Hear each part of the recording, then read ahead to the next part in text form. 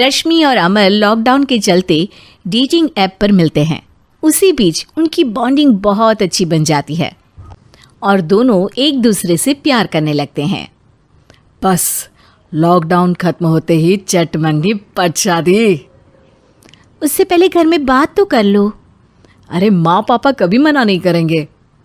अमर की बात सुन रश्मि खुश हो जाती है। ऐसे ही दिन बीतते हैं और देखते ही देखते लॉकडाउन खुल जाता है, जिसके अगले ही दिन अमर अपने परिवार के साथ रिश्ता लेकर रश्मि के घर पहुंच जाता है। अभी लॉकडाउन खुला ही है और कोरोना तो ख़त्म भी नहीं हुआ, इसलिए ज़्यादा कुछ ना करके अगले कुछ दिनों में छोटे फंक्शन के साथ शादी कर लेते हैं।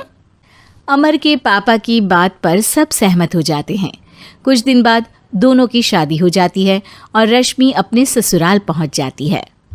बेटा, शादी तो तूने अपनी मर्जी से कर ली, लेकिन बहू को बोल देना इस घर में हुक्म मेरा ही चलेगा, इसलिए अपना राज जमाने की कोशिश भी ना करें। माँ, रश्मि को यहाँ सिर्फ प्यार, आशीर्वाद और अपनापन चाहिए, पैसा या राज नहीं। बेटी की बात पर सास मुंह बनाए वहां से चली जाती है और अब वो हर रोज रश्मि को परेशान करना और ताने देना शुरू कर देती है। देखो, ये है आजकल की लड़की, इंटरनेट पर लड़कों से बातें करते हुए इन्हें शर्म भी नहीं आती, और यहाँ तो देखो कितनी सीधी सुशील बनकर दिखा रही है।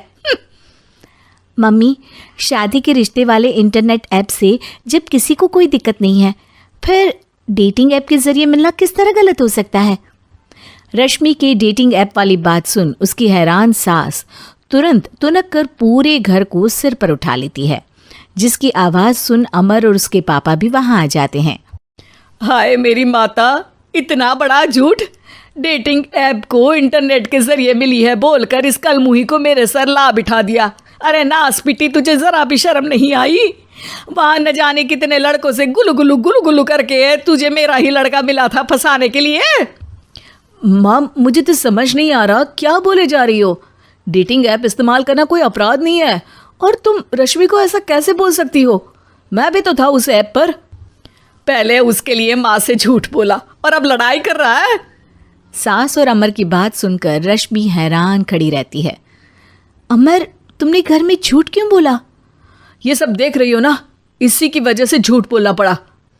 एक तरफ अमर और रश्मि की ये बात चल रही होती है, वहीं दूसरी तरफ सास का नॉन स्टॉप क्लेश सबको परेशान कर देता है। सब एकदम चुप, जो हुआ सो हुआ, अब मुझे कुछ ना सुनाई दे। पति की बात सुन सास चुप होकर वहां से चली जाती है, लेकिन अब वो रश्मि के सिर दुनिया भर के सारे काम डालकर उसका जीना पहले से भी ज़्यादा मुश्किल कर देती है। मम्मी, मैं आपका गुस्सा समझ सकती हूँ, आपको जो करना है कर लीजिए, मैं कभी कुछ नहीं बोलूँगी। उम्मीद है किसी दिन तो आपका गुस्सा शांत होगा और नफरत प्यार में बदलेगी।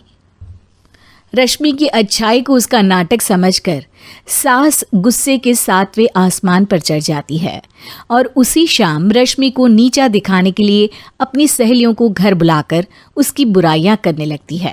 अरे कौशल्या, क्या बताऊं, आजकल के बच्चे ना बहुत एडवांस हो गए हैं।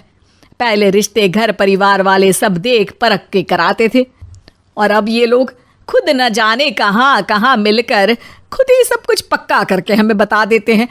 लड़की का कैसा दिन धर्म, कैसा ईमान, कैसा चरित्र कुछ नहीं पता, बस प्यार किया और घर लाकर बिठा देते हैं। अरे ऐसा क्यों बोलती हो? आजकल बच्चे अपने आप में बहुत समझदार हो गए हैं, और फिर पूरी ज़िंदगी तो उन दोनों को ही साथ निभानी है। अपनी पसंद से शादी कर भी ले तो क्या दिक्कत? तू ही देख ले, पहले इतना अच्छा